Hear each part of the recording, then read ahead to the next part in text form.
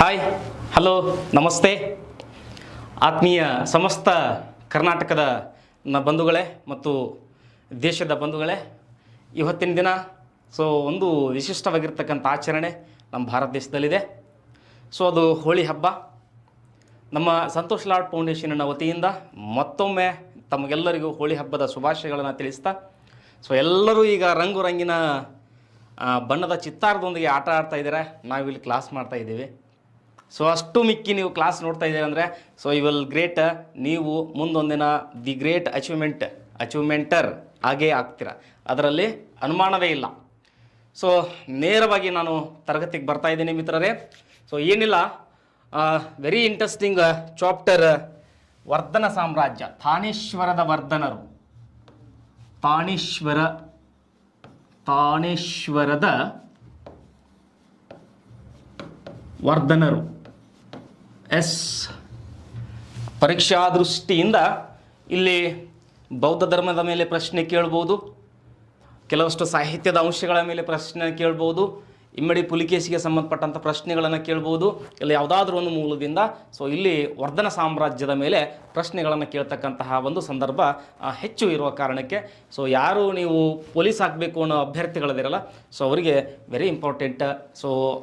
ಆತ್ಮೀಯ ವಿದ್ಯಾರ್ಥಿಗಳೇ, ಕೈಲಿ ಪೆನ್ ಇರಲಿ, ನೋಟ್ ಪುಸ್ತಕ ಇರಲಿ, ರೈಟ್ ಇಟ್. ನಾನು ಹೇಳ್ತಾ ಹೋಗ್ತೇನೆ.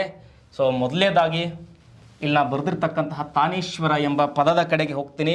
ಇಟ್ ಮೀನ್ಸ್ ಅದು ವರ್ಧನ ಸಾಮ್ರಾಜ್ಯದ ರಾಜಧಾನಿ ಅಂತ ಅರ್ಥ ಆಗ್ತದೆ. ಹಾಗಿದ್ದರೆ ನಿನ್ನೆ ದಿನ ನಾನು ಕ್ಲಾಸಲ್ಲಿ ಹೇಳ್ತಾ ಇದ್ದೆ, ಗುಪ್ತರ ಅವನತಿಯ ನಂತರ ಸುಮಾರು ಒಂದು 4-5 ಸಣ್ಣ ಪುಟ್ಟ ರಾಜ್ಯಗಳು ಏನಾಯಿತು ಅಂದರೆ ಉಗಮ ಆಗ್ತಿತ್ತು ಅಂತ ಹೇಳಿದೆ. ಹಾಗಾದರೆ ಒನ್ಸ್ ಅಗೇನ್ ಅವ್ರು ಯಾರ್ಯಾರು ಇರ್ಬೋದು? ಮಾಳ್ವದ ಯಶೋವರ್ಮರು,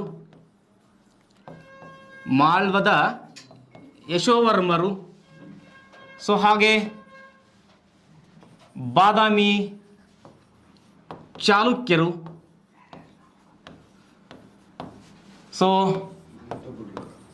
ಕನೌಜ ಅಲ್ಲಿಯ ಮೌಖರಿಗಳು, ಜೊತೆಗೆ ಕಾಮರೂಪದ ವರ್ಮರು,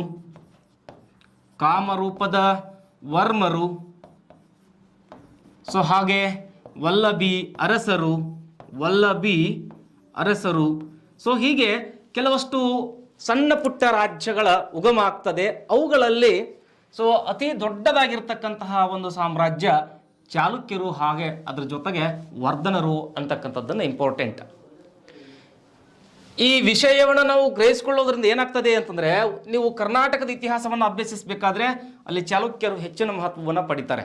ನೀವು PSI ಆಗ್ತಕ್ಕಂಥ ಅಭ್ಯರ್ಥಿಗಳಿಗೆ, KS ಓದ್ತಕ್ಕಂಥ ಅಭ್ಯರ್ಥಿಗಳಿಗೆ ಇದು ಸಾಕಷ್ಟು ಆಹಾರವಾಗಿ ನಿಮಗೆ ಸಿಗ್ತದೆ ಓದುವ ದೃಷ್ಟಿಯಿಂದ. ಹೀಗಾಗಿ ಅವು ನೇರವಾಗಿ ಈ 4-5 ಅಂಶಗಳೊಂದಿಗೆ ಬಂದ್ಬಿಡೋಣ. ಏನು ಅಂತಂದರೆ, ಇಲ್ಲಿಯ ಸ್ಥಾಪಕನಿಂದ ಹಿಡಿದು, ಇಟ್ ಮೀನ್ಸ್ ವರ್ಧನ ಸಾಮ್ರಾಜ್ಯದ ಸ್ಥಾಪಕರಿಂದ ಹಿಡಿದು ಸುಮಾರು ಒಂದು ಯಾರ್ಯಾರು ಅಂತಂದರೆ, ಇಲ್ಲಿ ಸ್ಥಾಪಕ ಅಂತ ಬಂದಾಗ ಪುಷ್ಯಭೂತಿ ವರ್ಧನ ಪುಸ್ತಕನ್ಯಾಗ ಬರೀ ಪುಷ್ಯಭೂತಿ ಅಂತ ಕೊಟ್ಟಿರ್ತಾರೆ. ಮುಂದೆ ವರ್ಧನ ಸೇರಿಸ್ಬೇಕು. ಪುಷ್ಯಭೂತಿ ವರ್ಧನ ಭಾಳ ಇಂಟ್ರೆಸ್ಟಿಂಗ್ ಚಾಪ್ಟರ್ ಇದು. ಈ ವರ್ಧನನ ನಂತರ ನರವರ್ಧನ ಅಂತ ಬರ್ತಾನೆ. ಇವನ ನಂತರ ರಾಜವರ್ಧನ ಅಂತ ಆಡಳಿತ ಮಾಡ್ತಾನೆ. ರಾಜವರ್ಧನ ಅಂತ ಬರ್ತಾನೆ. ರಾಜವರ್ಧನನ ನಂತರ ಆದಿತ್ಯವರ್ಧನ ಅಂತ ಬರ್ತಾನೆ. ಆದಿತ್ಯವರ್ಧನ ಅಂತ ಬರ್ತಾನೆ. Very important, Tiger Prabhakara. ಇದರ ಅರ್ಥ ಟೈಗರ್ ಪ್ರಭಾಕರ ಅಂದ್ರೆ ಅವನು ಬರ್ಕೋಬೇಡ್ರಿ, ವರ್ಧನ. ಇತಿಹಾಸಕಾರನಾಗಿರ್ತಕ್ಕಂತಹ ಇಲ್ಲಿ ವರ್ಧನ ಸಾಮ್ರಾಜ್ಯದಲ್ಲಿ ಇರ್ತಕ್ಕಂತಹ ಒಬ್ಬ ಶ್ರೇಷ್ಠ ಕವಿ ಬಾಣಭಟ್ಟ. ಯಾವ ಭಟ್ಟ ರೀ? ಬಾಣಭಟ್ಟನ ಹರ್ಷಚರಿತೆ. ಯಾವ ಚರಿತೆ? ಹರ್ಷಚರಿತೆ ಏನು ಹೇಳ್ತದೆ ಅಂದ್ರೆ, ವರ್ಧನ ಸಾಮ್ರಾಜ್ಯಕ್ಕೆ ಸಂಬಂಧಪಟ್ಟಂಥ ಇಷ್ಟೆಲ್ಲ ವಿಷಯಗಳನ್ನು ತಿಳಿಸ್ಕೊಡ್ತಕ್ಕಂತಹ ಒಂದು ಕೃತಿ ಯಾವುದಂದರೆ ಬಾಣಭಟ್ಟನ ಹರ್ಷಚರಿತೆ. ಸೊ ಈ ಬಾಣಭಟ್ಟ ತನ್ನ ಹರ್ಷ ಚರಿತೆಯಲ್ಲಿ ಹೇಳ್ತಾನೆ ಏನು ಅಂತಂದರೆ, ಪ್ರಭಾಕರ ವರ್ಧನನಿಂದ, ಯಾವ ವರ್ಧನ ರೀ? ಪ್ರಭಾಕರ ವರ್ಧನನಿಂದ ವರ್ಧನ ಮನೆತನದ ಆಡಳಿತ ಪ್ರಾರಂಭವಾಗುತ್ತದೆ ಅಂತ ಎಲ್ಲಿ ತಿಳಿಸಿಕೊಟ್ಟ? ಹರ್ಷ ಚರಿತೆಯಲ್ಲಿ ತಿಳಿಸಿಕೊಟ್ಟ. ಸೊ ಹಾಗಿದ್ದರೆ ಸ್ಥಾಪಕ ಅಂತ ಬಂದಾಗ ಪುಷ್ಯಭೂತಿ ವರ್ಧನ, ಆಡಳಿತದ ಪೂರ್ಣಾವಧಿ ಪ್ರಾರಂಭ ಆಗಿದ್ದು ಪ್ರಭಾಕರ ವರ್ಧನ. ಯಾವ ಮೂಲಕ ತಿಳಿದು ಬರ್ತದೆ ಅಂದರೆ ಬಾಣಭಟ್ಟ. ಸೊ ಅವನ ಹರ್ಷ ಚರಿತೆಯ ಮೂಲಕ ತಿಳಿದು ಬರ್ತದೆ. ಹಾಗಿದ್ದರೆ ಈ ಪ್ರಭಾಕರ ವರ್ಧನನ ಬಗ್ಗೆ ಸ್ವಲ್ಪ ಕೆಲವಷ್ಟು ಅಂಶಗಳನ್ನು ಗಮನಿಸೋಣ. ಸೊ ಏನು ಅಂತಂದರೆ,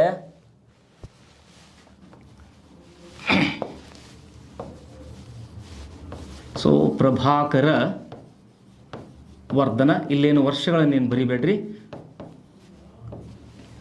ಇಲ್ಲಿ ಈ ವರ್ಧನರ ಆಡಳಿತದ ಅವಧಿಯಲ್ಲಿ ಮತ್ತೆ ಹೂಣರ ಒಂದು ಅಂಶ ಕೇಳಿ ಬರ್ತದೆ. ಇಲ್ಲಿ ನೋಡ್ರಿ ಹೆಂಗದೆ, ಇವ ವರ್ಧನರಲ್ಲಿ ಪ್ರಥಮ ಬಾರಿಗೆ ತನ್ನನ್ನು ತಾನು ಸಾಮ್ರಾಟನೆಂದು ಕರೆದುಕೊಂಡವ. ಇಟ್ ಮೀನ್ಸ್ ಇವರ ಬಿರುದಿದು, ಸಾಮ್ರಾಟನೆಂದು ಕರೆದುಕೊಂಡವ. ಸಾಮ್ರಾಟ್ ಅಂತ ಯಾರಿಗೆ ಕರಿಬೇಕೀಗ?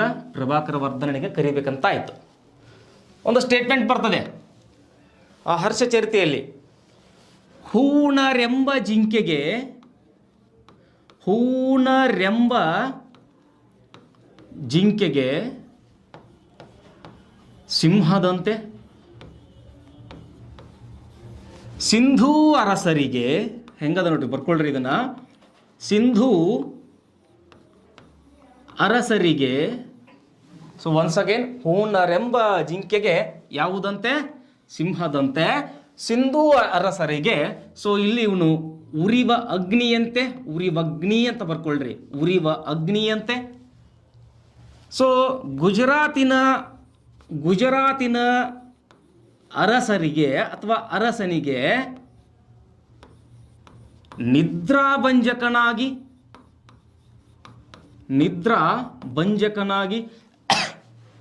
ಸೊ ಹಾಗೆ ಗಾಂಧಾರ ರಾಜನಿಗೆ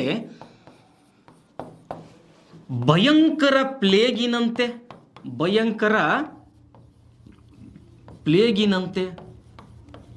ಪರಿಣಮಿಸಿದ್ದ ಅಂತ ಅರ್ಥ ಇದು. ಇಲ್ಲಿ ಹೂಣರ ದಾಳಿಗಳಿವೆ, ಸಿಂಧ ಕಡೆಗೆ ರಾಜರ ಆಳ್ವಿಕೆ ಇದೆ, ಅಲ್ಲಿ ಒಂದು ರಾಜಮನೆತನ ಇತ್ತು ಅಂತ ಅರ್ಥ.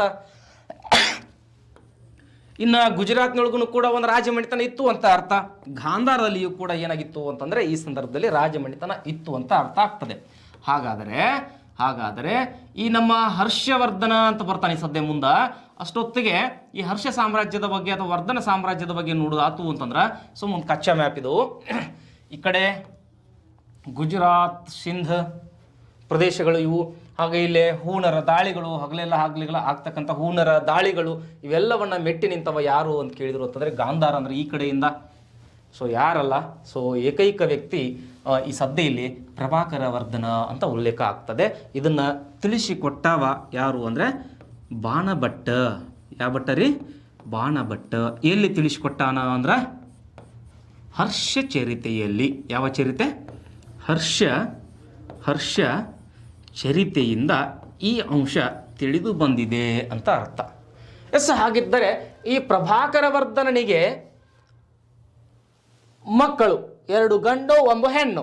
ಹಾಗಿದ್ದರೆ ಆ ಮಕ್ಕಳು ಯಾರ್ಯಾರು? ಅವ್ರ ಮೇಲೆ ನಮಗೇನಾಗ್ತದೆ ಅಂದರೆ ಇಲ್ಲಿ ವಿಷಯ ಸಿಗ್ತದೆ. ಸೊ ಒಂದು ರಾಜವರ್ಧನ. ಈ ಕಾನ್ಸೆಪ್ಟ್ ಅರ್ಥ ಆಯ್ತು ಅಂತಂದರೆ ನಮಗೆ ವರ್ಧನ ಸಾಮ್ರಾಜ್ಯ ಈಸಿ ಆಗ್ತದೆ. ಸೊ ಯಾವ ವರ್ಧನ ರೀ? ರಾಜವರ್ಧನ. ಎರಡನೇದಾಗಿ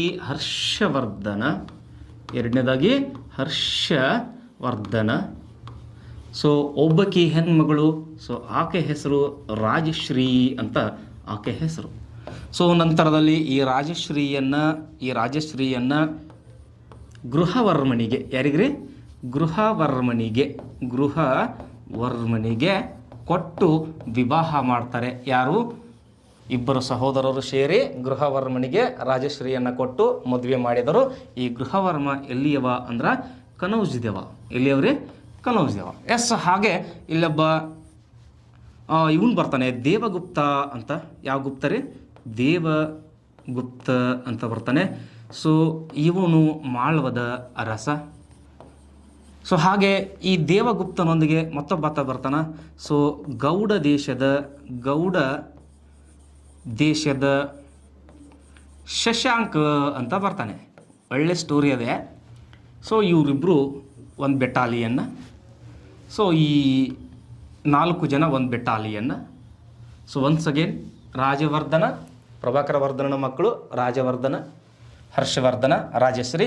ಸೊ ರಾಜಶ್ರೀಯನ್ನು ಮದುವೆಯಾದವ ಯಾರು ಅಂದರೆ ಗೃಹವರ್ಮ. ಸೊ ಮದುವೆಯಾದ. ಇದರರ್ಥ ಇಲ್ಲಿ ಈ ಮಾಳ್ವದ ದೇವಗುಪ್ತ ರೊಚ್ಚಿಗೆದ್ದ, ಸಿಟ್ಟಿಗೆದ್ದ. ಯಾಕಂತಂದ್ರೆ ರಾಜಶ್ರೀಯನ್ನು ಗೃಹವರ್ಮನಿಗೆ ಕೊಟ್ಟು ವಿವಾಹ ಮಾಡಿದ್ದಕ್ಕಾಗಿ ದೇವಗುಪ್ತ ರೊಚ್ಚಿಗೆದ್ದ, ಸಿಟ್ಟಿಗೆದ್ದ. ಯಾಕಾಗಿರ್ಬೋದು?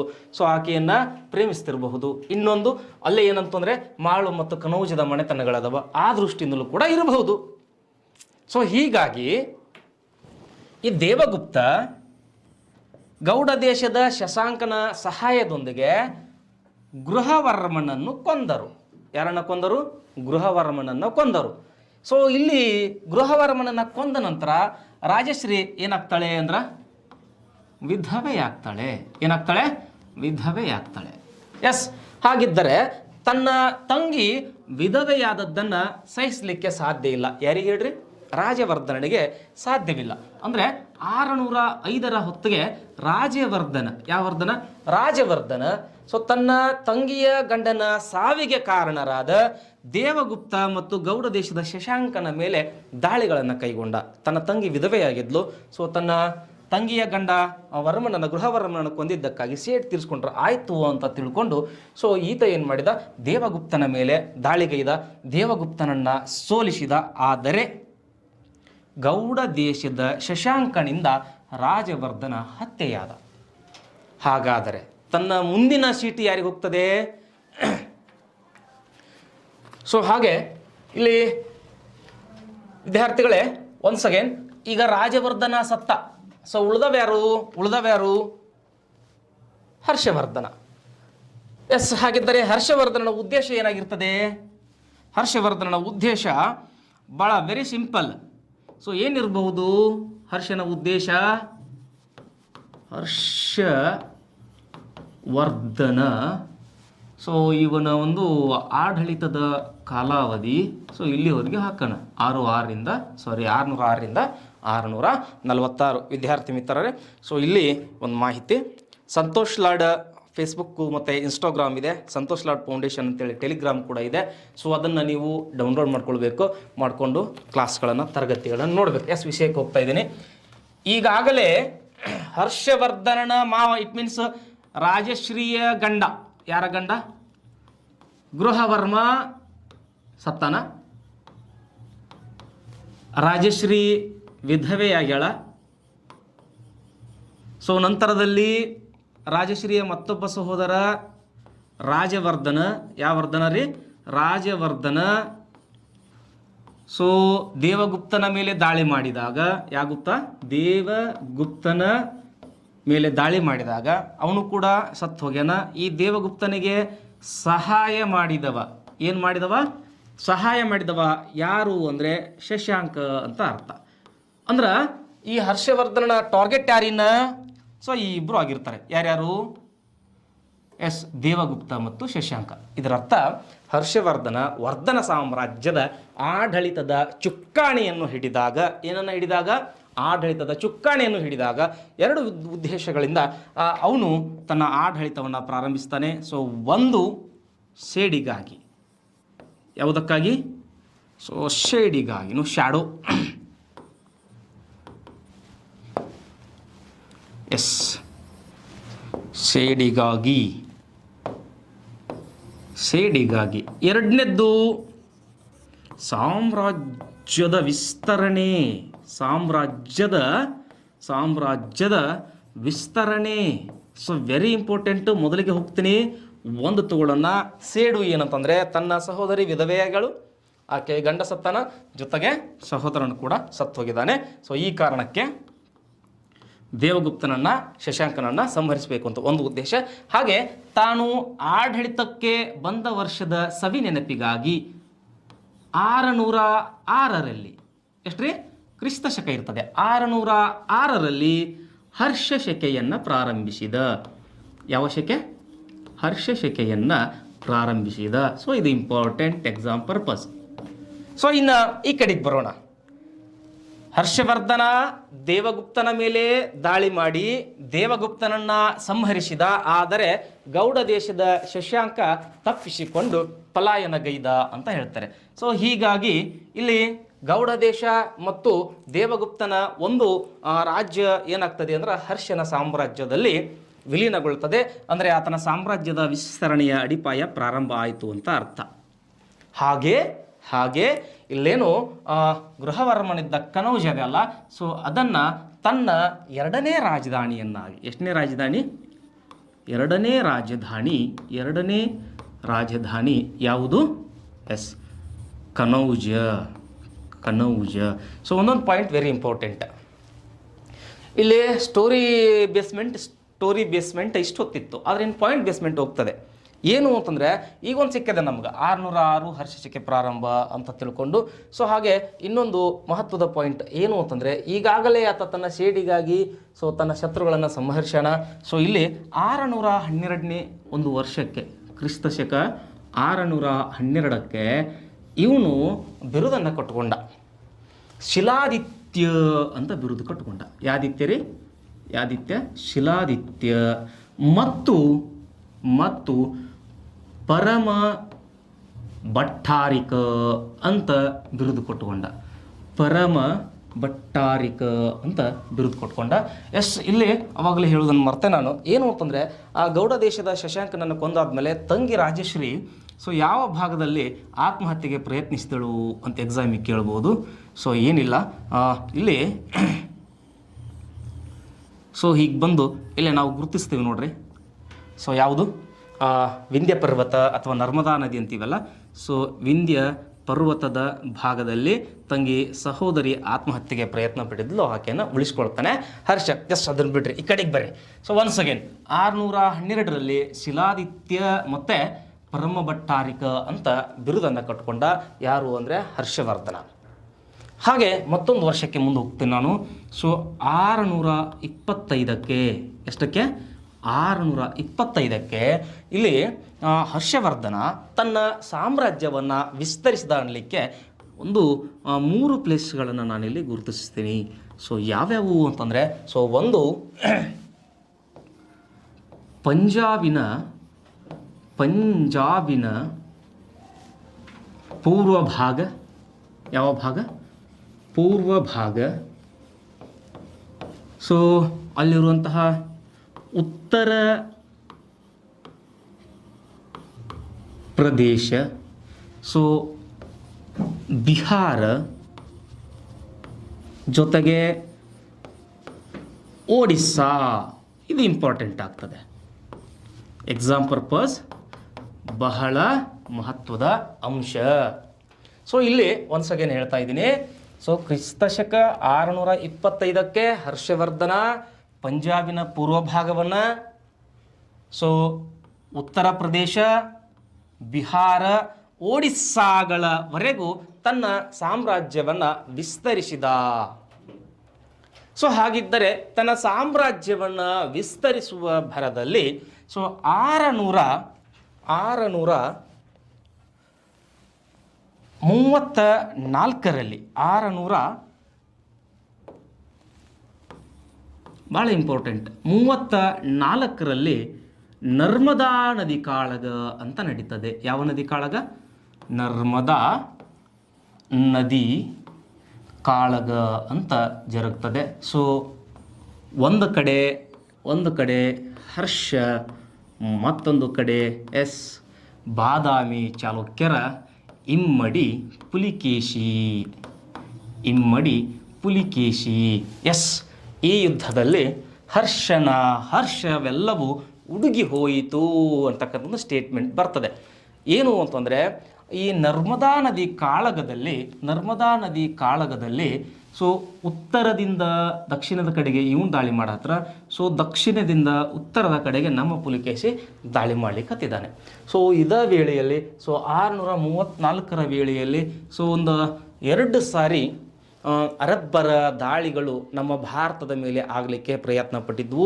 ಸೊ ಇಲ್ಲಿ ಮುಂಬೈದ ಥಾನಾ ಅಂತ ಸ್ಥಳ ಬರ್ತದೆ. ಸೊ ಅಲ್ಲಿ 636ರ ಹೊತ್ತಿಗೆ ಸೊ ಅರಬ್ಬರ ಒಬ್ಬ ಖಲೀಫಾ ದಾಳಿಯನ್ನು ಮಾಡಲಿಕ್ಕೆ ಪ್ರಾರಂಭಿಸಿದ್ದ. ಸೊ ಆ ಅರಬ್ಬರನ್ನು ಮೊದಲ ಬಾರಿಗೆ ಹಿಮ್ಮೆಟ್ಟಿಸಿದವನು ಸೊ ನಮ್ಮ ವೀರ ಇಮ್ಮಡಿ ಪುಲಿಕೇಶಿ ಅಂತ ಹೇಳಿಕ್ಕೆ ಇಷ್ಟಪಡ್ತೀನಿ. ಯಾಕಂದ್ರೆ ನಾನು ಐವಳೆಯವನು. ಸೊ ಇರಲಿ, ನಂತರದಲ್ಲಿ ನೋಡೋಣ.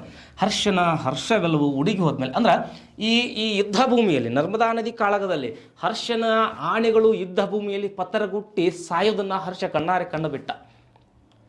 ಸೊ ಹೀಗಾಗಿ ಹರ್ಷವರ್ಧನ ಸ್ನೇಹ ಒಪ್ಪಂದಕ್ಕೆ ಮುಂದಾದ. ಯಾವ ಒಪ್ಪಂದ ರೀ ಅದು? ಸ್ನೇಹ ಒಪ್ಪಂದ. ಸೊ ಮುಂದಾದ ಅಂತ ಬರ್ತದೆ. ಸೊ ಈ ಯುದ್ಧದಲ್ಲಿ ಹರ್ಷ ಸೋತ, ಇಮ್ಮಡಿ ಪುಲಿಕೇಶಿ ವಿಜಯಿಯಾದ.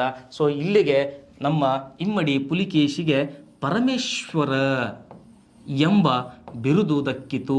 ಸೊ ಹಾಗೆ ಮುಂದುವರಿದು ಪುಲಿಕೇಶಿ ದಕ್ಷಿಣ ಪಥದ ಈಶ್ವರನಾದ, ಈ ಕಡೆಗೆ ಉತ್ತರ ಪಥದ ಉತ್ತರಾಪತೇಶ್ವರನಾದ ಹರ್ಷವರ್ಧನ. ಸೊ ಇವೆರಡು ಎಕ್ಸಾಮಿಗೆ ಬಂದಿರುವಂಥದ್ದು, ಇದು ಕೂಡ ಬಂದಿರುವಂಥದ್ದು. ದಕ್ಷಿಣಾಪತೇಶ್ವರನೆಂದರೆ ಇಮ್ಮಡಿ ಪುಲಿಕೇಶಿ, ಉತ್ತರಾಪತೇಶ್ವರನೆಂದರೆ ಹರ್ಷವರ್ಧನ. ಕಾರಣ ಈ ಸಂಪೂರ್ಣ ಭಾಗ ಸೊ ಇಮ್ಮಡಿ ಪುಲಿಕೇಶಿ ಆಡಳಿತಕ್ಕೆ ಇತ್ತು. ಈ ಸಂಪೂರ್ಣ ಭಾಗ ಸೊ ಹರ್ಷವರ್ಧನನ ಆಡಳಿತಕ್ಕೆ ಉಳಿತದೆ. ಸೊ ಅದಕ್ಕೆ ಈ ವರ್ಷ ಇಂಪಾರ್ಟೆಂಟ್ ಆಗ್ತದೆ. ಇಲ್ಲಿ ಇನ್ನೊಂದು ಮಹತ್ವದ ಅಂಶವನ್ನು ಹೇಳ್ತೀನಿ. ಏನು ಅಂದರೆ ಇಮ್ಮಡಿ ಪುಲಿಕೇಶಿಯ ಮರಣಾನಂತರ ಸೊ ಎಕ್ಸಾಮಿಗೆ ಬಂದಿರೋದು. ಸೊ ಇಮ್ಮಡಿ ಪುಲಿಕೇಶಿಯ ಮರಣಾನಂತರ ಇಲ್ಲೇನು ಒಡಿಸ್ಸಾ ಅಂತ ಹೇಳಿದ್ನಲ್ಲ ನಾನು. ಸೊ ಆ ಒಡಿಸ್ಸಾದ ದಕ್ಷಿಣ ಭಾಗದಲ್ಲಿ ಇರುವ ಗಂಜಾಮ್, ಯಾವುದ್ರಿ ಗಂಜಾಮ್ ಎಂಬ ಸ್ಥಳವನ್ನು ಸೊ ಹರ್ಷವರ್ಧನ ಗೆದ್ದ. ಈ ಗಂಜಾಮ್ ಎಂಬ ಸ್ಥಳ ಈ ಮುಂಚೆ ಯಾರ ವಶದಲ್ಲಿ ಇತ್ತು ಎಂದರೆ ಸೊ ಎರಡನೇ ಪುಲಿಕೇಶಿಯ ವಶದಲ್ಲಿತ್ತು. ಸೊ ಈಗ ಪುಲಿಕೇಶಿಯ ಮರಣವಾದ ನಂತರ ಏನಾಗಿದೆ ಅಂತಂದ್ರೆ ಸೊ ಗಂಜಾಮ್ ಎಂಬ ಸ್ಥಳ ಹರ್ಷನ ಒಂದು ಆಡಳಿತಕ್ಕೆ ಒಳಪಟ್ಟಿದೆ. ಇಟ್ ಮೀನ್ಸ್ ಹರ್ಷನ ಸಾಮ್ರಾಜ್ಯದ ವ್ಯಾಪ್ತಿ ಎಲ್ಲಿಯವರೆಗೂ ಅಂತ ಕೇಳಿದಾಗ ಸೊ ದಕ್ಷಿಣದ ಗಂಜಾಮ್ವರೆಗೂ, ಎಲ್ಲಿಯವರೆಗೂ? ದಕ್ಷಿಣದ ಗಂಜಾಮ್. ಇಟ್ ಮೀನ್ಸ್ ಅದು ಎಲ್ಲದೆ ಒಡಿಸ್ಸಾ ಅನ್ನೋ ಒಂದು ಪ್ರಾಂತ್ಯದ ಭಾಗದಲ್ಲಿ ಬರ್ತದೆ. So very interesting. ಏನು ಅಂತಂದರೆ ಇನ್ನು ಬರ್ತಕ್ಕಂಥ ಎಲ್ಲ ಮಾಹಿತಿ ಇಂಪಾರ್ಟೆಂಟ್ ಆಗ್ತದೆ. ಏನು ಅಂತಂದರೆ ಇಲ್ಲಿ 643ರ ಹೊತ್ತಿಗೆ ಎಷ್ಟ್ರಿ? 643ರ ಹೊತ್ತಿಗೆ ಕನೌಜ್ ಅನ್ನೋ ಒಂದು ಸ್ಥಳದಲ್ಲಿ, ಇಟ್ ಮೀನ್ಸ್ ಅವನ ಎರಡನೇ ರಾಜಧಾನಿ, ಅಲ್ಲಿ ಒಂದು ಸಮ್ಮೇಳನ ನಡೀತದೆ. ಕನೌಜ್ ಸಮ್ಮೇಳನ ಭಾಳ ಇಂಪಾರ್ಟೆಂಟ್, ಈ ತರಗತಿಯ ಅತೀ ಮಹತ್ವವಾದ ಅಂಶ. ಈ ಕನೌಜ್ ಸಮ್ಮೇಳನವನ್ನು ಯಾವ ಉದ್ದೇಶದಿಂದ ಹರ್ಷವರ್ಧನ ಇಟ್ಟುಕೊಂಡ ಅನ್ನೋದು ಪ್ರಶ್ನೆ. ಸೊ ಇಷ್ಟೊತ್ತಿಗೆ ಸೊ ಒಬ್ಬ ಚೀನಿ ಯಾತ್ರಿಕ ಹುಯೆನ್ಸಾಂಗ್ ಹರ್ಷನ ಆಸ್ಥಾನಕ್ಕೆ ಭೇಟಿ ಕೊಟ್ಟಿದ್ದ. ಸೊ ಆ ಹುಯೆನ್ಸಾಂಗನಿಗೆ ಗೌರವಿಸುವ ಸಲುವಾಗಿ, ಯಾವುದಕ್ಕಾಗಿ? ಗೌರವಿಸುವ ಸಲುವಾಗಿ ಈ ಕನೌಜ ಸಮ್ಮೇಳನ ಉದ್ದೇಶ ಇಂಪಾರ್ಟೆಂಟ್ ರೀ, ಉದ್ದೇಶ ವೆರಿ ವೆರಿ ಇಂಪಾರ್ಟೆಂಟ್. ಸೊ ಅದಕ್ಕಿಷ್ಟು ಟಸ್ ಕೊಟ್ಟು ಹೇಳಿಕತ್ತಿದ್ದೀನಿ. ಸೊ ಒನ್ಸ್ ಅಗೇನ್ ಕನೌಜ ಸಮ್ಮೇಳನದ ಮೂಲ ಉದ್ದೇಶ ಏನು? ಹುಯೆನ್ಸಾಂಗ್ ಎಂಬ ಯಾತ್ರಿಕನ ಗೌರವವನ್ನು ಅಥವಾ ಯಾತ್ರಿಕನಿಗೆ ಗೌರವಿಸಲಿಕ್ಕೆ ಇಟ್ಟಿರುವಂಥ ಸಮ್ಮೇಳನ. ಇದು 23 ದಿನಗಳ ಕಾಲ ಜರುಗ್ತದೆ. ಎಷ್ಟು ದಿನಗಳು? 23 ದಿನಗಳು ಇದು ನಡೀತದೆ. ಇಲ್ಲಿ ಸುಮಾರು 20 ರಾಜ್ಯದ, ಎಷ್ಟು ರಾಜ್ಯದ? ಸೊ 20 ರಾಜ್ಯದ ರಾಜರುಗಳು ಭಾಗಿಯಾಗಿದ್ದರು. ಏನಾಗಿದ್ದರು? ಭಾಗಿಯಾಗಿದ್ದರು. ಸೊ ಇದರಲ್ಲಿ ವೆರಿ ಇಂಪಾರ್ಟೆಂಟ್ ಏನು ಅಂದರೆ ನಳಂದ ವಿವಿಯ ಸಾವಿರ ಉಪನ್ಯಾಸಕರು ಭಾಗಿಯಾಗಿದ್ದರು. ಸೊ ಇವತ್ತು ಇದನ್ನು ಹೇಳ್ತೀನಿ ನಾನು. ಉಪನ್ಯಾಸಕರು ಭಾಗಿಯಾಗಿದ್ದರು. ಸೊ ಹಾಗೆ ಸುಮಾರು 3000 ಎಷ್ಟ್ರಿ 3000 ಬೌದ್ಧ ಭಿಕ್ಷುಗಳು ಅಥವಾ ಯತಿಗಳು ಭಾಗಿಯಾಗಿದ್ದರು. ಜೊತೆಗೆ ಇಲ್ಲಿ ಜೈನರು ಇದ್ದರು. ಸೊ ಬ್ರಾಹ್ಮಣರು ಕೂಡ ಇದ್ದರು ಅನ್ನೋದನ್ನು ಮರಿಬೇಡ್ರಿ. ಇದು ಉದ್ದೇಶ ಯಾಕೆ? ಹುಯ್ಯನ್ ತ್ಸಾಂಗ್ ಗೌರವಿಸಲಿಕ್ಕೆ. ಹೌದು. ಸೊ ಇಲ್ಲಿ ಎಂಥ ಘಟನೆ ನಡೀತದೆ ಅಂತಂದ್ರೆ ಒಂದು ವೆರಿ ಇಂಟ್ರೆಸ್ಟಿಂಗ್ ಸ್ಟೋರಿ ಏನು ಅಂತಂದರೆ, ಇಲ್ಲಿ ಕಾಮರೂಪದ ಭಾಸ್ಕರ ವರ್ಮ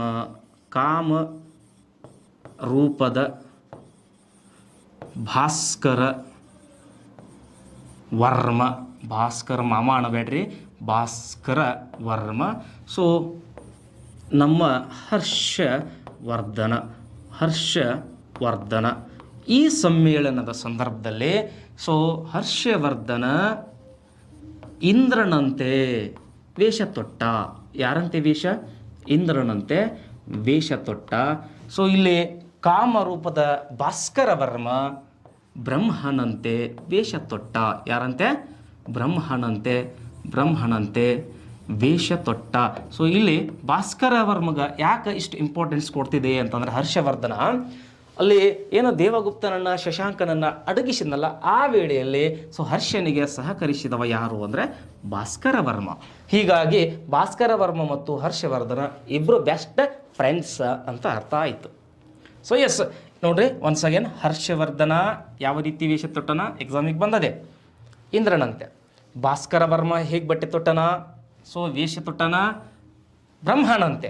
ಈ ಇಬ್ಬರೂ ಸೇರಿಕೊಂಡು ಸುಮಾರು ಒಂದು 8 ಅಡಿಯ ಎತ್ತರದ ಒಂದು ಬುದ್ಧನ ಮೂರ್ತಿಯನ್ನು ಶುಭ್ರವಾದ ನೀರಿನಿಂದ ತೊಳೆದು, ಎಂಥ ನೀರು? ಶುಭ್ರವಾದ ನೀರಿನಿಂದ ಏನು ಮಾಡಿದರು ಅಂದರೆ ಸ್ವಚ್ಛಗೊಳಿಸಿ ಸೊ ಆನೆಯ ಮೇಲೆ ಮೆರವಣಿಗೆ ಮಾಡ್ಕೊಂಡು ಬಂದು ಅದನ್ನು ವೇದಿಕೆಯ ಮಧ್ಯಭಾಗದಲ್ಲಿ ಪ್ರತಿಷ್ಠಾಪನೆಯನ್ನು ಮಾಡಿದರು. ಏನು ಮಾಡಿದರೆ? ಪ್ರತಿಷ್ಠಾಪನೆ. ಸೊ ಒನ್ಸ್ ಅಗೈನ್ ಪ್ರತಿಷ್ಠಾಪನೆ ಮಾಡ್ತಾರೆ. ಸೊ ಇಲ್ಲಿ ನಾನು ಏನು ಹೇಳಿ ಹೊರಟಿದ್ದೀನಿ ಅಂತಂದರೆ, ಮೂಲ ಉದ್ದೇಶ ಹುಯ್ಯನ್ ತ್ಸಾಂಗ್ನನ್ನು ಗೌರವಿಸಲಿಕ್ಕೆ. ಸೊ ಈ ಸಮ್ಮೇಳನವನ್ನು ಕುರಿತು ಹುಯ್ಯನ್ ತ್ಸಾಂಗ್ ಮಾತನಾಡಿದ. ಏನಂತ ಮಾತಾಡಿದ? ಅವ ಮಾತಾಡಿದ್ದು ಕೇವಲ ಮಹಾಯಾನ ಪಂಥವನ್ನು ಕುರಿತು. ಇದು ದೊಡ್ಡ ರೀಸನ್ ಈಗಿಲ್ಲ ನಮಗೆ. ಸೊ ಅವನು ಮಾತಾಡಬೇಕಾದ್ರೆ ಮಹಾಯಾನ ಪಂಥವನ್ನು ಹೊಗಳಿಬಿಟ್ಟ. ಈ ಕಾರಣಕ್ಕೆ ಅಲ್ಲಿ ಜೈನರಿದ್ರು, ಬ್ರಾಹ್ಮಣರಿದ್ರು, ಇವರೆಲ್ಲರಿಗೇನಾಯಿತು ಅಂತಂದರೆ ಮನಸ್ಸಿಗೆ ಇರುಸು ಮುರುಸಾಯಿತು. ನೀವು ಹುಯ್ಯನ್ ತ್ಸಾಂಗ ಕೇವಲ ಮಹಾಯಾನದ ಬಗ್ಗೆ ಮಾತಾಡಿಬಿಟ್ನಲ್ಲ. ಇಟ್ ಮೀನ್ಸ್ ಹುಯ್ಯನ್ ತ್ಸಾಂಗ ಯಾವ ಪಂಥವನ್ನು ಅನುಸರಿಸುತ್ತಿದ್ದ ಎಂದರೆ ಮಹಾಯಾನ ಪಂಥವನ್ನು ಅನುಸರಿಸುತ್ತಿದ್ದ. ಅಂದರೆ ಹರ್ಷವರ್ಧನ ಬೌದ್ಧ ಧರ್ಮದ ಯಾವ ಪಂಥವನ್ನು ಸೇರಿದ ಅಂತಂದರೆ ಅದು ಕೂಡ ಮಹಾಯಾನ ಪಂಥನೇ ಆಗಿರ್ತದೆ. ಅವ್ನು ಕರ್ಕೊಂಡು ಹೋದವ್ರು ಯಾರು ಅಂತಂದರೆ ಅದೇ ಹುಯ್ಯನ್ ತ್ಸಾಂಗನೇ ಆಗಿರ್ತಾನೆ. ಎಸ್, ವಿಷಯಕ್ಕೆ ಬರ್ತೇನೆ. ಇಲ್ಲೇ ಏನು ಮಹಾಯಾನ ಪಂಥದ ಬಗ್ಗೆ ಮಾತಾಡಿದ, ಇನ್ನುಳಿದಂತೆ ಇತರೆ ವರ್ಗದವ್ರಿಗೆ ಏನಾಯಿತು ಅಂದರೆ ಸಿಟ್ಟು ಬಂತು, ಕೋಪ ಬಂತು. ಹೀಗಾಗಿ ಈ ಒಂದು ಸಮ್ಮೇಳನದ ವೇಳೆಯಲ್ಲಿ ಹರ್ಷನನ್ನು ಅಥವಾ ಹುಯ್ಯನ್ ತ್ಸಾಂಗನನ್ನು ಕೊಂದ್ರ ಆಯಿತು ಅಂತ ತಿಳ್ಕೊಂಡು ಸೊ 23ನೇ ದಿನ ವೇದಿಕೆಗೆ ಬೆಂಕಿ ಹತ್ತಿಬಿಟ್ಟಿತು. ಸೊ ಈ ಕನೌಜದ ಸಮ್ಮೇಳನ ಏನಾಗ್ತದೆ? ಪೂರ್ಣಗೊಳ್ಳಲಿಕ್ಕೆ ಸಾಧ್ಯವಿಲ್ಲ, ಅರ್ಧಗೊಳ್ಳುತ್ತದೆ. ಸೊ ಅದು ಎಷ್ಟು ದಿನಗಳ ಕಾಲ ನಡೆದಿತ್ತು? 23 ದಿನಗಳ ಕಾಲ. ಅದು ಏಕೆ ಅರ್ಧಕ್ಕೆ ನಿಂತಿತು ಎಂದರೆ, ಸೊ ಹುಯ್ಯನ್ ತ್ಸಾಂಗ ಕೇವಲ ಮಹಾಯಾನ ಪಂಥದ ಬಗ್ಗೆ ಮಾತಾಡಿದ್ದು ಇತರೆ ಪಂಥಗಳಿಗೆ, ಇತರೆ ವರ್ಗದವರಿಗೆ ಸೊ ಇರಿಸು ಮುರಿಸು ಮಾಡಿತ್ತು. ಈ ಕಾರಣಕ್ಕೆ ಆ ಸಮ್ಮೇಳನದಲ್ಲಿ ಹರ್ಷನನ್ನು ಅಥವಾ ಹುಯ್ಯನ್ ತ್ಸಾಂಗನನ್ನು ಕೊಲ್ಲಬೇಕು ಅನ್ನೋ ಉದ್ದೇಶದಿಂದ ಸಭೆಯನ್ನು ಸೊ ಅಲ್ಲಿಗೆ ಮೊಟಕುಗೊಳಿಸಲಾಗ್ತದೆ. ಇದು ಹರ್ಷವರ್ಧನ ಕೈಗೊಂಡಂತಹ ಕನೌಜ ಸಮ್ಮೇಳನ. ಉದ್ದೇಶ ಯಾವುದಕ್ಕಾಗಿ? ಎಸ್, ಹುಯ್ಯನ್ ತ್ಸಾಂಗಕ್ಕೆ ಸನ್ಮಾನ ಮಾಡಬೇಕು ಅಥವಾ ಗೌರವಿಸಬೇಕು ಅನ್ನೋದದ. ಬಟ್ ಇದೇ ವರ್ಷ ಮತ್ತೊಂದು ಸಮ್ಮೇಳನ ನಡೀತದೆ. ಸೊ ಅದು ಕೂಡ ಇಂಪಾರ್ಟೆಂಟ್. ಅದನ್ನು ಪ್ರಯಾಗ ಸಮ್ಮೇಳನ ಅಂತ ಕರೀತಾರೆ. ಯಾವ ಸಮ್ಮೇಳನ? ಸೊ ವೆರಿ ವೆರಿ ಮಹತ್ವದ್ದು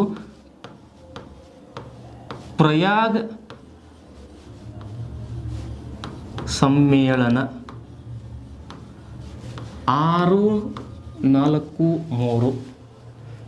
ಎಷ್ಟು ಇಂಪಾರ್ಟೆಂಟ್ ಗೊತ್ತ್ರಿ ಇದು ಎಕ್ಸಾಮ್ ಪರ್ಪಸು.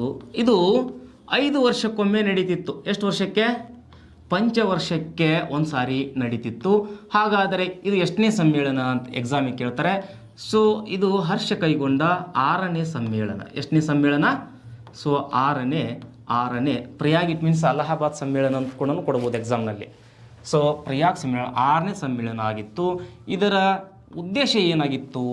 ಇದರಲ್ಲಿ ಯಾರು ಭಾಗಿಯಾಗಿದ್ದರು, ಎಷ್ಟು ಜನ ಭಾಗಿಯಾಗಿದ್ದರು, ಎಷ್ಟು ದಿನ ನಡೀತು, ಸೊ ಎಲ್ಲವೂ ಇಂಪಾರ್ಟೆಂಟ್ ಆಗ್ತದೆ. ಇಲ್ಲಿ ಸುಮಾರು ಭಾಗಿಯಾದಂತಹ ಜನ ಎಷ್ಟು ರೀ? 5 ಲಕ್ಷ ಜನ ಭಾಗಿಯಾಗ್ತಾರೆ. ಎಷ್ಟು ದಿನ ನಡೀತದೆ ಅಂದ್ರೆ 75 ದಿನ ನಡೀತದೆ. ಸೊ ಹಾಗೆ ಇಲ್ಲಿ ಭಾಗವಹಿಸಿದವರು ಯಾರ್ಯಾರು ಅಂದರೆ ಭಾಸ್ಕರ ವರ್ಮ ಇದ್ದೇ ಇರ್ತಾನೆ. ಯಾವ ವರ್ಮ ರೀ? ಭಾಸ್ಕರ ವರ್ಮ ಇದ್ದೇ ಇರ್ತಾನೆ. ಸೊ ಹಾಗೆ ಇನ್ನೊಬ್ಬ ಆತ ವಲ್ಲಭೀಯ, ಇಂಪಾರ್ಟೆಂಟ್ ಬರ್ಕೊಳ್ರಿ, ವಲ್ಲಭೀಯ ಧ್ರುವಸೇನ ಅಂತ ಇರ್ತಾನೆ. ಸೊ ಇವನು ಕೂಡ ಇಲ್ಲಿ ಭಾಗಿಯಾದರು. ಇದರ ಉದ್ದೇಶ ಏನು? ಈ ಪ್ರಯಾಗ್ ಸಮ್ಮೇಳನದ ಉದ್ದೇಶ ಏನು? It's very important. ಪ್ರಯಾಗ ಸಮ್ಮೇಳನದ ಉದ್ದೇಶ, ಸೊ ತಂಗಿ ರಾಜಶ್ರೀ, ಸೊ ಹಾಗೆ ಹರ್ಷನ ಮಿತ್ರ ದಿವಾಕರ ಮಿತ್ರ ಅಂತ ಬರ್ತಾರೆ. ಸೊ ಇದರ ಉದ್ದೇಶ ಭಾಳ ಕ್ಲಿಯರ್ ಆಗಿದೆ. ಹರ್ಷವರ್ಧನ ತಾನು ಕೂಡಿಟ್ಟ ಸಂಪತ್ತೆಲ್ಲವನ್ನು ದಾನವನ್ನು ಮಾಡಿ ತನ್ನ ರಾಜವೈಭವದ ಉಡುಗೆಯನ್ನು ತ್ಯಜಿಸಿ ನಾರುಡಿಯನ್ನುಟ್ಟು ಅವನು ಬೌದ್ಧ ಧರ್ಮವನ್ನು ಆಚರಿಸಬೇಕಾಗಿತ್ತು. ಸೊ ಹೀಗಾಗಿ ಈ ಸಮ್ಮೇಳನವನ್ನು ಮಹಾಮೋಕ್ಷ ಸಮ್ಮೇಳನ ಅಂತ ಕರೀತಾರೆ. ಮಹಾಮೋಕ್ಷ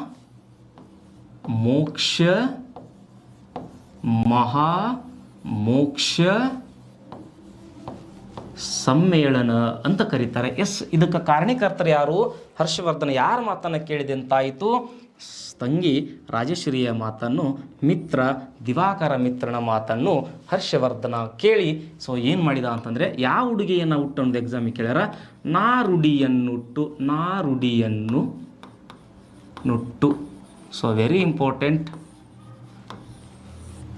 ಮಡಿ ಅಂತೀವಿ ನೋಡ್ರಿ ನಾವು ಆಡು ಭಾಷೆದೊಳಗೆ, ಮೈಲಿಗೆ ಬಟ್ಟಿ ಕಳೆದು ಮಡಿಯಾಗಿ ದೇವಸ್ಥಾನಕ್ಕೆ ಹೋಗೋದಂತೀವಲ್ಲ, ಆ ರೀತಿ ತನ್ನ ರಾಜವೈಭೋಗದ ಉಡುಗೆಯನ್ನು ಬಿಟ್ಟು ಜಸ್ಟ್ ಒಂದು ಬಿಳಿ ಪಂಚೆಯನ್ನು ಉಟ್ಕೊಂಡು, ಬಿಳಿ ಬಟ್ಟೆಯನ್ನು ಉಟ್ಕೊಂಡು, ಸೊ ತನ್ನ ರಾಜವೈಭೋಗವನ್ನು, ರಾಜ್ಯದ ಐಶ್ವರ್ಯನ್ನು ಎಲ್ಲವನ್ನು ಏನು ಮಾಡಿದ, ದಾನವನ್ನಾಗಿ ಮಾಡಿ ಹೋದ ಕಾರಣಕ್ಕೆ ಅದು ಕರೆದಿದ್ದು ಏನು ಅಂತಂದರೆ ಮಹಾಮೋಕ್ಷ ಸಮ್ಮೇಳನ.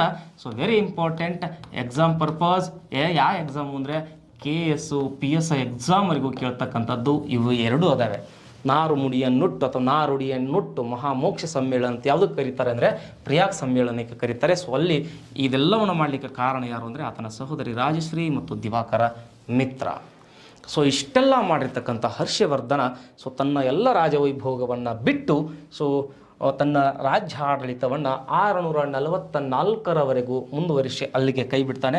ಹಾಗಾದರೆ ಹರ್ಷವರ್ಧನನಿಗೆ ಸಂಬಂಧಪಟ್ಟಂತೆ ಕೆಲವಷ್ಟು ಅಂಶಗಳು, ಒಂದು ಏನು ಅಂತಂದರೆ ಆತನ ಕೈ ಬರಹಗಳು ಅಂತ. ಹರ್ಷನ ಕೈ ಬರಹದ ಶಾಸನಗಳು ಯಾವ್ಯಾವು, ಎಲ್ಲಿ ಸಿಗ್ತವು ಅಂತ ಕೇಳ್ತಾರೆ. ಸೊ ಒಂದು ಮಧುಬನ್ ಮತ್ತೊಂದು ಬನ್ಸೇರ ಅಂತ. ಸೊ ಹರ್ಷವರ್ಧನನ ಕೈ ಬರಹದ ಶಾಸನಗಳು ಯಾವ್ಯಾವ್ರಿ? ಮಧುಬನ್ ಮತ್ತೊಂದು ಬನ್ಸೇರ ಅಂತ. ಸೊ ಹಾಗೆ ಹರ್ಷವರ್ಧನ ಸ್ವತಃ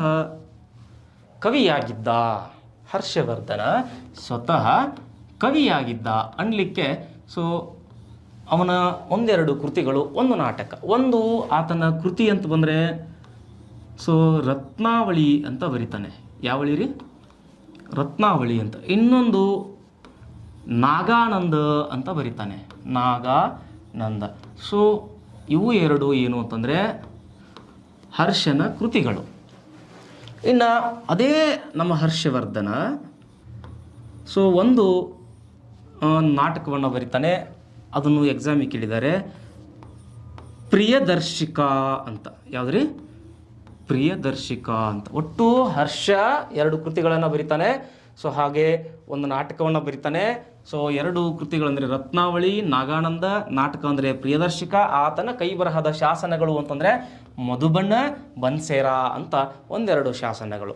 ಸೊ ವೆರಿ ಇಂಟ್ರೆಸ್ಟಿಂಗ್ ಪಾಯಿಂಟ್ ಏನಂತಂದರೆ, ಈ ಹರ್ಷವರ್ಧನ ತನ್ನ ಆಡಳಿತದ ಅವಧಿಯಲ್ಲಿ ನಳಂದ ವಿಶ್ವವಿದ್ಯಾಲಯಕ್ಕೆ, ನಳಂದ ವಿವಿಗೆ, ಸೊ ನಳಂದ ವಿವಿಗೆ ಏನು ಅಂತಂದರೆ, ನಳಂದ ವಿವಿಗೆ ತನ್ನ ಆಡಳಿತದ ವ್ಯಾಪ್ತಿಯಲ್ಲಿರುವ 100 ಗ್ರಾಮಗಳನ್ನು, ಎಷ್ಟು ಗ್ರಾಮಗಳನ್ನು, 100 ಗ್ರಾಮಗಳನ್ನು ಅಥವಾ 100 ಗ್ರಾಮಗಳಿಂದ ಬರುವ ತೆರಿಗೆಯನ್ನು ದತ್ತಿಯಾಗಿ ಬಿಟ್ಟಿದ್ದ.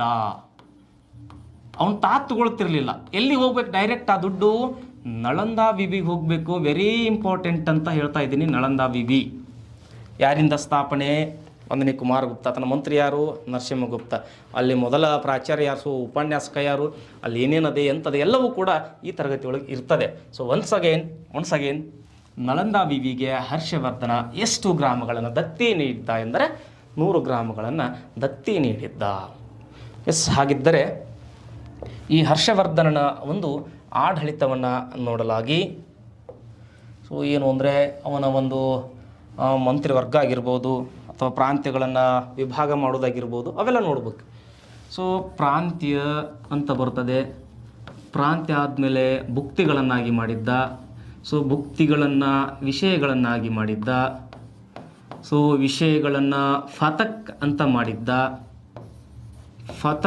ಮಾಡಿದ್ದ. ಸೊ ಲಾಸ್ಟಿಗೆ ಕೊನೆಯ ಆಡಳಿತ ಯಾವುದಿರ್ತದೆ ಅಂದರೆ ಗ್ರಾಮ ಇರ್ತದೆ. ಸೊ ಇದು ಗ್ರಾಮ, ಇದು ತಾಲೂಕು ಆಗ್ತದೆ.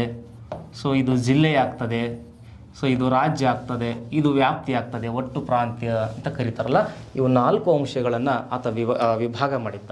ಹಾಗೆ ಇವುಗಳನ್ನು ನೋಡ್ಕೊಳ್ಳಿಕ್ಕೆ ಒಂದು ಆತನಲ್ಲಿ ಆಡಳಿತ ವ್ಯವಸ್ಥೆ ಇತ್ತು. ಅದನ್ನು ಮಂತ್ರಿ ಪರಿಷತ್ತು ಅಥವಾ ಮಂತ್ರಿ ಮಂಡಲ ಅಂತ ಕರೆಯೋಣ. ಯಾವ ಮಂಡಲ ರೀ? ಮಂತ್ರಿ ಮಂಡಲ. ಸೊ ಎಕ್ಸಾಮಿಗೆ ಬಂದಿರೋದು ಸಂಧಿ ವಿಗ್ರಹಕ ಅಂತ ಅಧಿಕಾರಿ ಇದ್ದ. ಸೊ ಹಾಗೆ ದಂಡಪಾಕ್ಷಿಕ ಅಂತ ಇದ್ದ ಮಂತ್ರಿ. ದಂಡಪಾಕ್ಷಿಕ ಅಂತಿದ್ದ. ಸೊ ನಂತರದಲ್ಲಿ ಬಲಾಧಿಕೃತ ಅಂತಿದ್ದ.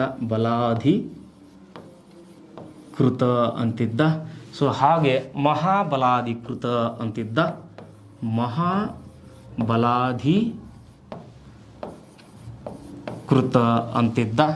ಸೊ ಹಾಗೆ ಮತ್ತೊಬ್ಬಾತ ಭೋಗಪತಿ ಅಂತಿದ್ದ. ಯಾವ ಪತಿ? ಭೋಗಪತಿ ಅಂತಿದ್ದ. ಸೊ ಲಾಸ್ಟ್ ಒನ್ನ ಧೂತ ಅಂತ. ಇವನು ಒಟ್ಟು ಮಂತ್ರಿ ಪರಿಷತ್ 1 2 3 4 5 6. ಇಲ್ಲಿ ಸಂಧಿ ವಿಗ್ರಹಕ ಅಂದರೆ ಸೊ ವಿದೇಶಾಂಗ. ಯಾಂಗ್ರಿ ಇದು? ಸೊ ವಿದೇಶಾಂಗ ಆಗಿರ್ತದೆ. ದಂಡಪಾಕ್ಷಿಕ ಎಂದರೆ ಪೊಲೀಸ್ ಆಗಿರ್ತದೆ. ಏನಾಗಿರ್ತದೆ? ಪೊಲೀಸ್ ಆಗಿರ್ತದೆ. ಬಲಾಧಿಕೃತ ಅಂದರೆ ಸೇನಾಪತಿ ಆಗಿರ್ತಾನ. ಯಾರಾಗಿರ್ತಾರೆ? ಯಾರ ಪತಿಯವ? ಸೇನಾಪತಿ ಆಗಿರ್ತಾನ. ಸೊ ಮಹಾಬಲಾಧಿಕೃತ ಅಂದ್ರೆ ಮಹಾಸೇನಾಪತಿ ಆಗಿರ್ತಾನ. ಇನ್ನು ಭೋಗಪತಿ ಅಂತಂದ್ರೆ ಕಂದಾಯ ವಸೂಲಿ ಮಾಡವಾಗಿರ್ತಾನ. ಏನು ವಸೂಲಿ ಮಾಡವ್ರಿ? ಕಂದಾಯ ವಸೂಲಿ ಮಾಡವಾಗಿರ್ತಾನ. ಇನ್ನು ಧೂತ ಅಂತಂದ್ರೆ ಸೊ ಇವನು ಕಾರ್ಯದರ್ಶಿ ಆಗಿರ್ತಾನ. ಯಾರ ಕಾರ್ಯದರ್ಶಿ ಆಗಿರಬೇಕು? ಎಸ್, ರಾಜನ ಕಾರ್ಯದರ್ಶಿ ಆಗಿರ್ತಾನೆ. ಸೊ ಒಟ್ಟು ಆತನ ಒಂದು ರಾಜ್ಯವನ್ನು ಡಿವೈಡ್ ಅಥವಾ ವಿಂಗಡಣೆ ಮಾಡಿರ್ತಕ್ಕಂಥದ್ದು. ಸೊ ಆ ಮಂತ್ರಿ ಪರಿಷತ್ತು ಕೂಡ ನಾನಿವಾಗ ನಿಮ್ಮ ಮುಂದೆ ತೊಗೊಂಡು ಇಟ್ಟಿದ್ದೀನಿ. ಸೊ ಇಷ್ಟು ಒಂದು ಹರ್ಷನಿಗೆ ಸಂಬಂಧಪಟ್ಟಂತಹ ಮಾಹಿತಿಗಳು. ಸೊ ಇವನ ಆಸ್ಥಾನದಲ್ಲಿ ಯಾರು ಅಂತಂದರೆ ಒಬ್ಬ ಮಯೂರ ಅಂತ ಬರ್ತಾನೆ. ಸೊ ಆ ಮಯೂರ ಸೂರ್ಯ ಶತಕ. ಯಾವ ಶತಕ ರೀ? ಸೂರ್ಯ ಶತಕ ಅಂತ ಒಂದು ಕೃತಿಯನ್ನು ಬರೀತಾನೆ. ಸೊ ಮಾತಂಗ್ ಅಂತ ಇದ್ದ ಇವನ ಆಸ್ಥಾನದಲ್ಲಿ. ಸೊ ಹಾಗೆ ಕೆಲವಷ್ಟು ಜನ ಬರ್ತಾರೆ ಮುಂದೆ. ಅವನು ದಿವಾಕರ ಮಿತ್ರ ಅಂತಿದ್ನಲ್ಲ, ದಿವಾಕರ ಮಿತ್ರ ಬರ್ತಾನೆ. ಸೊ ಪ್ರಭಾಕರ ಮಿತ್ರ ಬರ್ತಾನೆ. ಸೊ ಹಾಗೆ ಜಿನ ಮಿತ್ರ ಅಂತ ಬರ್ತಾನೆ. ಸಾಕಷ್ಟು ಜನ ಇಲ್ಲಿ ಏನು ಅಂದರೆ ಹರ್ಷನ ಆಸ್ಥಾನಕ್ಕೆ ಸಂಬಂಧಪಟ್ಟಂತಹ ಕವಿಗಳಿರ್ತಾರೆ. ಸೊ ಈಗ ವೆರಿ ಇಂಪಾರ್ಟೆಂಟ್ ಏನು ಅಂತಂದರೆ ನಳಂದ ವಿವಿ ಬಗ್ಗೆ ನೋಡೋಣ.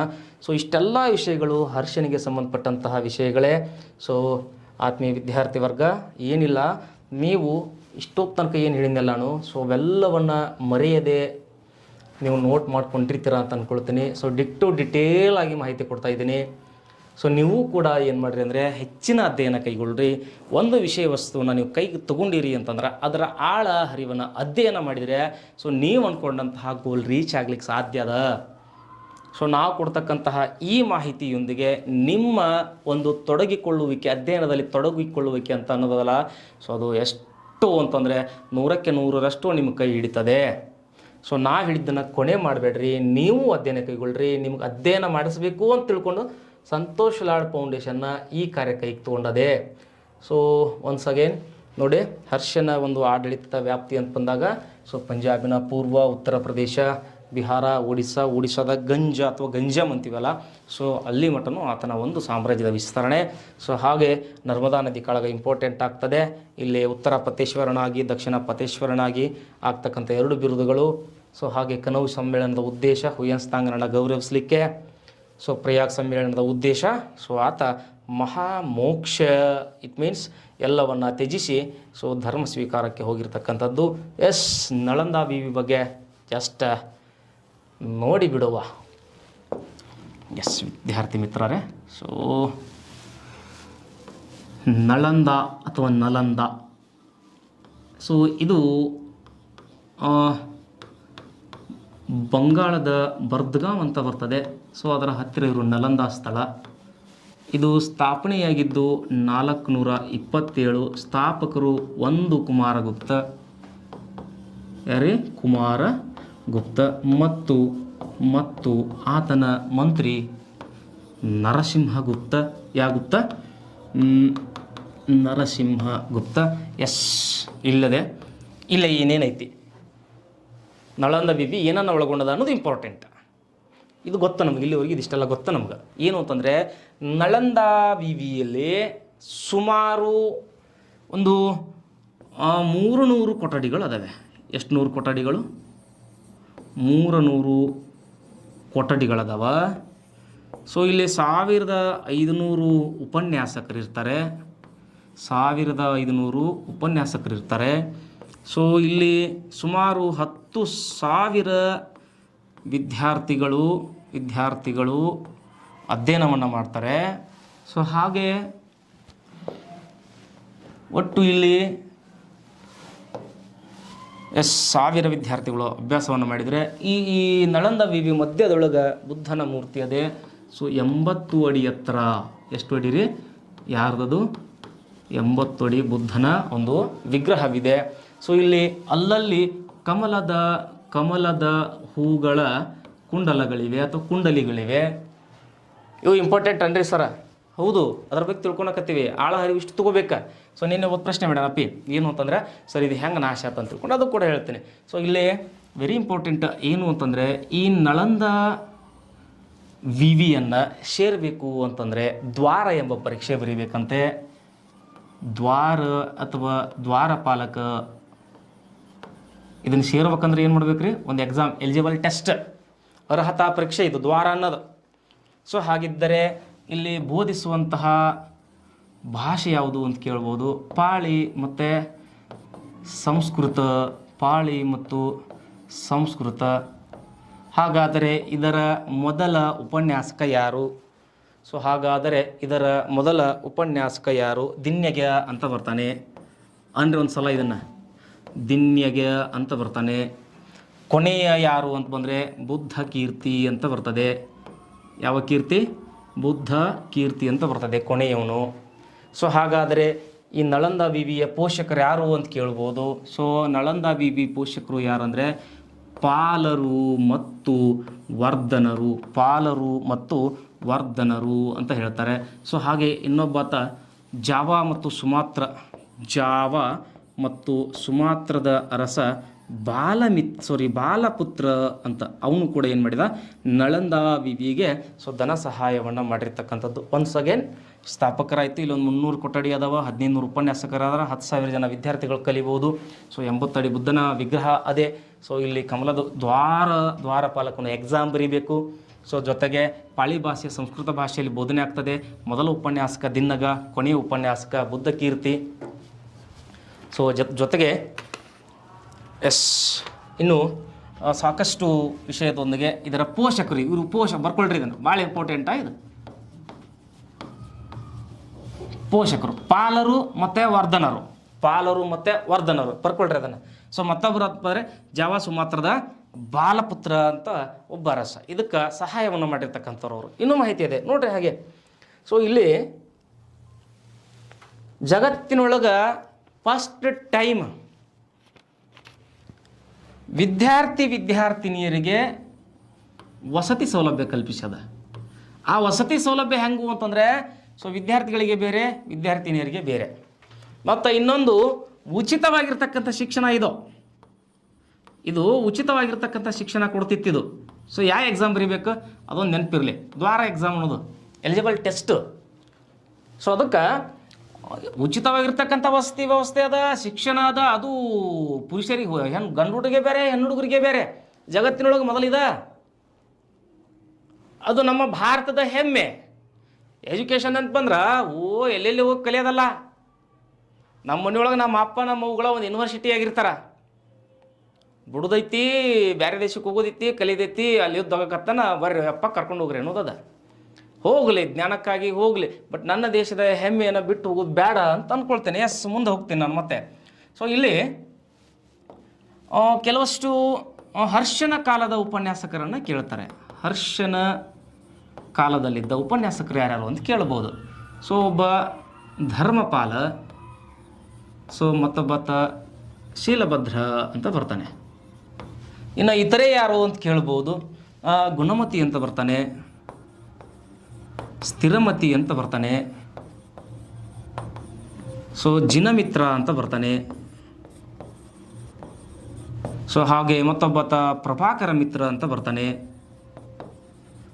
ಪ್ರಭಾಕರ ಮಿತ್ರ ಅಂತ ಬರ್ತಾನೆ. ಸೊ ಹಾಗೆ ಇವರೆಲ್ಲರೂ ಏನು ಅಂತಂದರೆ ಇಲ್ಲಿರುವಂತಹ ಉಪನ್ಯಾಸಕರು, ಇವರು ಕೆಲಸ ಮಾಡಿದವರು. ಇವರು ಇಲ್ಲ ವೆರಿ ಇಂಪಾರ್ಟೆಂಟ್ ಪರ್ಸನ್ ಬರ್ತಾನೆ, ಶಾಂತರಕ್ಷಿತ ಅಂತ ಅವನ ಹೆಸರು. ರಕ್ಷಿತ ಈ ನಳಂದ ವಿವಿಯಲ್ಲಿ ಆತ ಆಚಾರ್ಯ ಆಗಿದ್ದವನು. ಸೊ ಅವನೇನು ಮಾಡಿದ ಅಂದರೆ ಬೌದ್ಧ ಗ್ರಂಥಗಳನ್ನು ಟಿಬೇಟ್ ಭಾಷೆಗೆ ಭಾಷಾಂತರಿಸಿದ. ಟಿಬೇಟ್ ಭಾಷೆಗೆ ಭಾಷಾಂತರಿಸಿದವ ಯಾರು ಅಂತಂದರೆ ಶಾಂತರಕ್ಷಿತ ಅಂತ ತಿಳ್ಕೊಂಡು. ಇದೇ ನಳಂದ ವಿವಿ ಗ್ರಂಥಾಲಯಗಳನ್ನು ಒಳಗೊಂಡದ. ಏನನ್ನು ಒಳಗೊಂಡದ? ಗ್ರಂಥಾಲಯಗಳನ್ನು ಒಳಗೊಂಡದ. ಆ ಗ್ರಂಥಾಲಯಗಳಿಗೆ ಧರ್ಮಗಂಜ್ ಅಂತ ಕರೀತಾರೆ. ಸೊ ಅದರ 3 ವಿಭಾಗ ಅದಾವ. ಗ್ರಂಥಾಲಯಗಳಿಗೆ ಏನಂತಾರೆ? ಇಲ್ಲೇ ಧರ್ಮಗಂಜ್ ಅಂತಾರೆ. ಗ್ರಂಥಾಲಯಗಳಿಗೆ ಏನಂತಾರೋ ಧರ್ಮಗಂಜ್ ಅಂತ ಕರೆದಾರ. ಇದು 3 ವಿಭಾಗ ಹೊಂದ್ಯದ. ಎಷ್ಟು ವಿಭಾಗ? 3 ವಿಭಾಗ. ರತ್ನ ರತ್ನ ರತ್ನ ಅಂತ ಅಂದ್ರೆ ನನ್ನ ಜೊತೆಗೆ ನೆನಪುಳಿಸಿಬಿಡ್ತೇನೆ. ಒಂದು ರತ್ನೋದದಿ ಭಾಗ, ಸೊ ಇನ್ನೊಂದು ರತ್ನರಂಜಕ ಅಂತ, ಇನ್ನೊಂದು ರತ್ನರಂಜಕ ಅಂತ, ಇನ್ನೊಂದು ರತ್ನಸಾಗರ ಅಂತದೆ. ಸೊ ಒನ್ಸ್ ಅಗೇನ್ ನಾನು ಅದಕ್ಕೆ ಹೇಳಿದೆ, ರತ್ನ ರತ್ನ ರತ್ನ ಅಂತ ನೆನೆಸ್ರಿ, ಒಂದು ದದಿ ರಂಜಕ ಸಾಗರ ಅಂತ ನಂತರದೊಳಗೆ ಅಂದುಬಿಡ್ರಿ. ಸೊ ಅದೇನಾಗ್ತದೆ ತಲೆ ಒಳಗೆ ಉಳಿದೋಗ್ತದೆ. ಸೊ ಅದಕ್ಕೆ ಆತ್ಮೀಯ ವಿದ್ಯಾರ್ಥಿಗಳೇ, ಸೊ ಎಷ್ಟು ಇಂಪಾರ್ಟೆಂಟು ಅಂತಂದರೆ ಇಲ್ಲೇ ಹುಯೆನ್ಸಾಂಗ್ ಕಲ್ತಿದ್ದು, ಸ್ಟಡಿ ಮಾಡಿದ್ದಿಲ್ಲೇ ಹುಯೆನ್ಸಾಂಗ್. ಸೊ ಆ ಹುಯೆನ್ಸಾಂಗನಿಗೆ ನಳಂದ ವಿವಿ ಪ್ರಶಸ್ತಿಗಳನ್ನು ಮಾಡಿದ. ಏನು ಕೊಟ್ಟದ್ರಿ? ಪ್ರಶಸ್ತಿ. 3 ಪ್ರಶಸ್ತಿಗಳನ್ನು ಕೊಡುತ್ತದೆ. ಒಂದು ಅವನಿಗೆ ಏನು ಕರಿತರು ಅಂತಂದರೆ, ಇವನನ್ನು ಮೋಕ್ಷಾಚಾರ್ಯ ಅಂತ ಕರೀತದೆ. ಯಾಚಾರ್ಯ? ಮೋಕ್ಷಾಚಾರ್ಯ ಅಂತ ಕರೀತದೆ. ಇನ್ನೊಂದು ಮಹಾಯಾನ ದೇವ ಅಂತ ಕರೀತದೆ. ಮಹಾಯಾನ ದೇವ ಅಂತ ಕರೀತದೆ. ಇನ್ನೊಂದು ಧರ್ಮಾಚಾರ್ಯ ಅಂತ ಕರೀತದೆ. ಸೊ ಇವು ಹುಯೆನ್ಸಾಂಗ್ ಇಲ್ಲಿ ಕಲ್ತಿದ್ದನ್ಲಿಕ್ಕೆ ಸಾಕ್ಷಿ. ಅವು ಪ್ರಶಸ್ತಿಗಳನ್ನು ಕೊಟ್ಟದೆ. ಸೊ ಮಿತ್ರರೇ, ಇಲ್ಲಿ ಹಾಗೆ ಇದನ್ನು ನೋಡ್ತಾ ನೋಡ್ತಾ ಹೋದ ಹಾಗೆ ನಮ್ಮ ಹುಯೆನ್ಸಾಂಗನ ಬಗ್ಗೆ ತಿಳ್ಕೊಳ್ಬೇಕು ಅಂತ ಅನಿಸ್ತದೆ. ಇಷ್ಟೆಲ್ಲ ನಳಂದ ವಿವಿ ಹೊಂದಿದ. ಇದನ್ನು ಪೂರ್ಣ ನಾಶ ಮಾಡಿದೆವು ಯಾರಂತ ಕೇಳ್ಬೋದು. ಇಖ್ತಿಯಾರುದ್ದೀನ್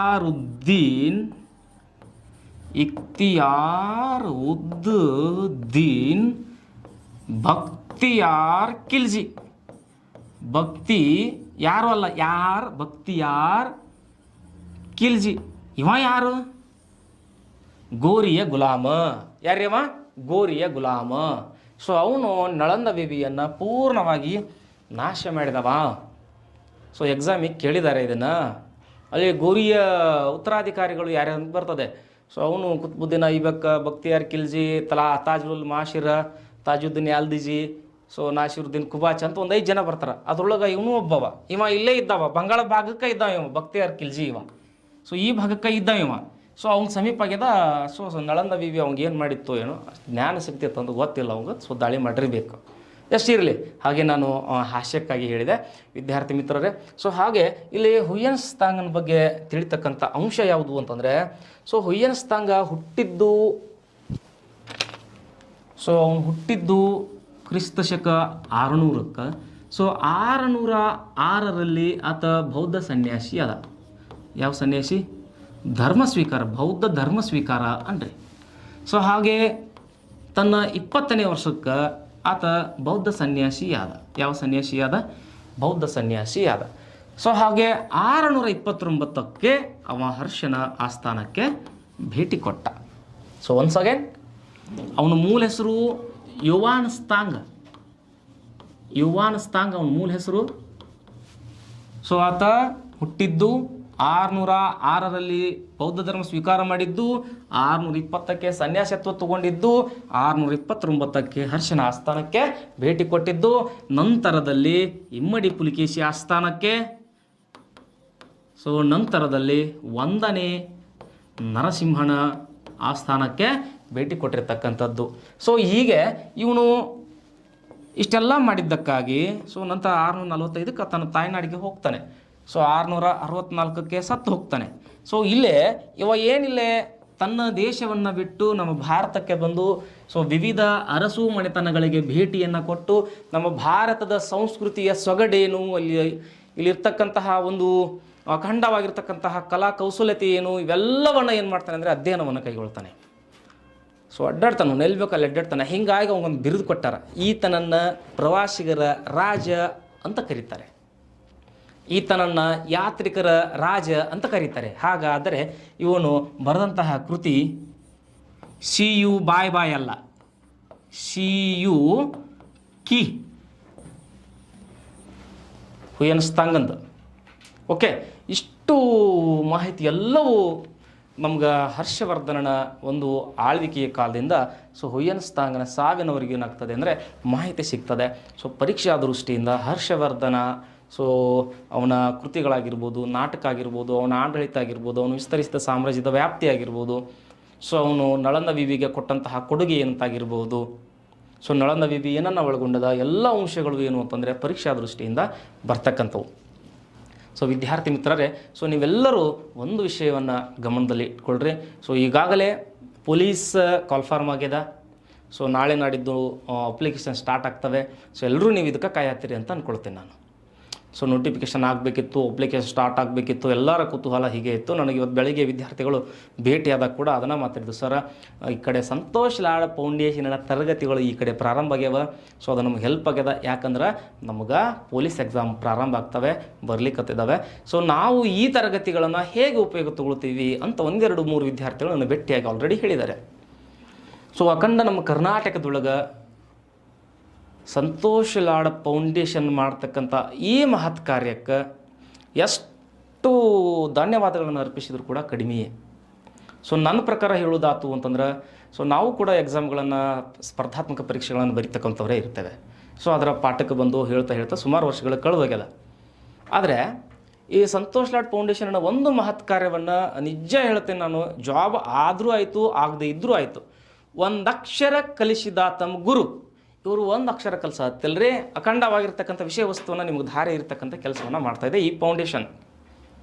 ಸೊ ಅದಕ್ಕೆ ವಿದ್ಯಾರ್ಥಿ ಮಿತ್ರ, ನೀವು ಈ ಫೌಂಡೇಶನ್ಗೆ ಏನನ್ನೂ ಕೊಡೋಕ್ಕೆ ಸಾಧ್ಯ ಇಲ್ಲ. ನೆನಪಿರಲಿಲ್ಲ, ನಾನು ಜಾಬ್ ಬಂದಮ್ಯಾಗ ಅಷ್ಟು ರೊಕ್ಕ ಕೊಡ್ಬೋದು, ಇಷ್ಟು ರೊಕ್ಕ ಕೊಡ್ಬೋದು, ನಾನು ಭೇಟಿಯಾಗಿರೋ ಸನ್ಮಾನ ಮಾಡ್ಬೋದು, ಏನು ಕೊಟ್ಟರು ಅದು ಸಾಧ್ಯವೇ ಇಲ್ಲ. ಯಾಕಂದ್ರೆ ಇಲ್ಲಿರ್ತಕ್ಕಂಥ ದಾನ ವಿದ್ಯಾದಾನ, ದಾನಗಳಲ್ಲೇ ಶ್ರೇಷ್ಠ ದಾನ ಅದು. ಸ್ವಂತ ದಾನದ ಕಾರ್ಯಕ್ಕೆ ಕೈಯಾಗಿರ್ತಕ್ಕಂಥ ಈ ನಮ್ಮ ಸಂತೋಷ್ ಲಾಡ್ ಫೌಂಡೇಶನ್ನ ಕಾರ್ಯ, ಸೊ ನನ್ನ ವತಿಯಿಂದ, ನಮ್ಮ ಟೀಚರ್ ಬಳಗ, ಇಟ್ ಮೀನ್ಸ್ ಫ್ಯಾಕಲ್ಟಿ ಬಳಗದಿಂದ ಅನಂತ ಕೋಟಿ ವಂದನೆಗಳನ್ನು ಸಲ್ಲಿಸ್ತೇನೆ. ಸೊ ದಯವಿಟ್ಟು ಈ ಎಲ್ಲ ತರಗತಿಗಳನ್ನು ಮತ್ತೊಮ್ಮೆ ನೋಡಿ, ಪರೀಕ್ಷಾ ದೃಷ್ಟಿಯಿಂದ ಏನು ಬೇಕಲ್ಲ ಅವೆಲ್ಲ ಅಂಶಗಳು ಸಿಗ್ತಿದ್ದಾವೆ. ಸೊ ನೀವಷ್ಟು ವಿಷಯ ವಸ್ತುವನ್ನು ಆಯ್ದುಕೊಂಡು ಓದಿ ಎಕ್ಸಾಮಲ್ಲೇ ಪಾಸಾಗಿ. ಓಕೆ, ಎಸ್, ಮತ್ತೊಂದು ಸಾರಿ ಸೊ ಕಮ್ ಟು 0.2 ಎಂಡ್ವರೆಗೂ ಬರ್ತೀನಿ ಮಿತ್ರರೇ.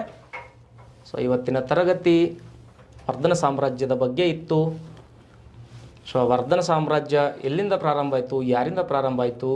ಇಲ್ಲಿ ನಿನ್ನೆ ದಿನ ಹೇಳ್ತಿರ್ಬೇಕಾದ್ರೆ ಗುಪ್ತರ ಅವನತಿ ನಂತರ ಹೀಗೆ ಸಣ್ಣ ಪುಟ್ಟ ರಾಜ್ಯಗಳು ಬರ್ತವೆ. ಅದರಲ್ಲಿ ಗಟ್ಟಿಯಾಗಿ ಉಳಿದಿರ್ತಕ್ಕಂಥದ್ದು ಸೊ ಬಾದಾಮಿ ಮತ್ತು ವರ್ಧನರು ಅಂತೇಳಿ. ಸೊ ಇವೆಲ್ಲವೂ ಸಣ್ಣ ಪುಟ್ಟ ರಾಜ್ಯಗಳಾಗೇ ಉಳಿತವ. ಇದು ಪ್ರಾರಂಭ ಅಂತ ಬಂದಾಗ ಸೊ ಪುಷ್ಯಭೂತಿ ಸ್ಥಾಪಕನಾಗಿರ್ತಾನೆ. ಆತ ನಂತರ ನರವರ್ಧನ, ರಾಜವರ್ಧನ, ಆದಿತ್ಯವರ್ಧನ. ಸೊ ಕೊನೆಯದಾಗಿ ಆಡಳಿತದ ಪ್ರಾರಂಭ ಅಂತ ಬಂದಾಗ ಪ್ರಭಾಕರ ವರ್ಧನದಿಂದ ಪ್ರಾರಂಭ ಆಗ್ತದೆ.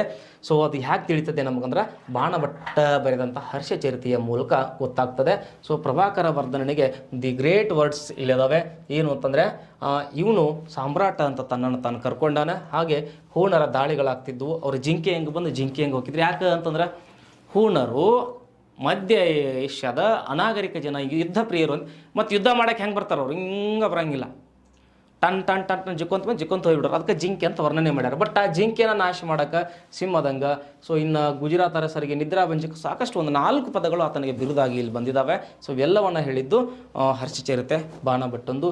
ಸೊ ನಂತರದೊಳಗೆ ಹಾಗೆ ಅವನ ಮಕ್ಕಳು ಯಾರ್ಯಾರು ಅಂದರೆ ರಾಜವರ್ಧನ, ಹರ್ಷವರ್ಧನ, ರಾಜಶ್ರೀ ಅಂತ ತಿಳ್ಕೊಂಡು ಇಲ್ಲಿ ರಾಜಶ್ರೀಯ ಸಲುವಾಗಿ ಸೊ ಆತನ ಶತ್ರುಗಳು ಹುಟ್ಟುತ್ತಾರೆ.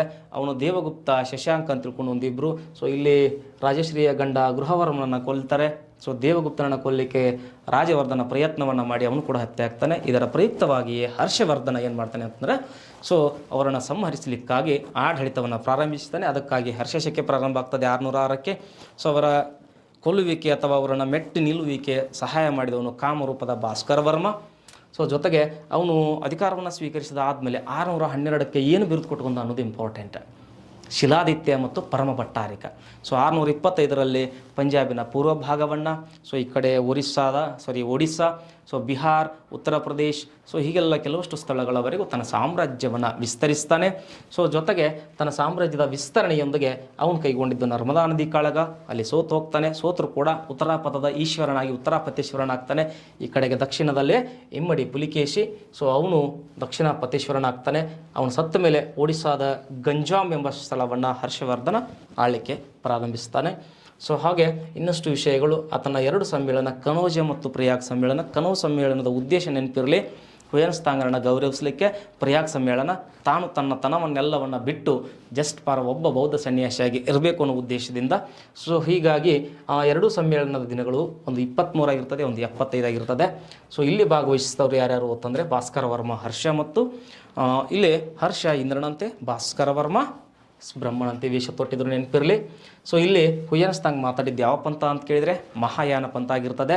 ಸೊ ಹಿಂಗಾಗಿ ರೊಚ್ಚಿಗೆದ್ದಂಥ ಮಂದಿ ಅಲ್ಲೇ ಬೆಂಕಿ ಹೆಚ್ಚಿ ಅದನ್ನು ನಾಶ ಮಾಡ್ತಾರೆ. ಸೊ ಪ್ರಯಾಗ್ ಸಮ್ಮೇಳನ, ಸೊ ಇದು ಆತನ ಪಂಚವಾರ್ಷಿಕ ಸಮ್ಮೇಳನಗಳಲ್ಲಿ 6ನೇಯದ್ದು. ಒಟ್ಟು 5,75,000 ದಿನ ನಡೀತದೆ.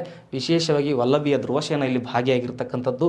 ಸೊ ಉದ್ದೇಶ ಎಲ್ಲ ಹೇಳಿದ್ನಲ್ರಿ ನಾನು, ಮಹಾಮೋಕ್ಷ ಸಮ್ಮೇಳನ ಅಂತ ಕರೀತಾರೆ.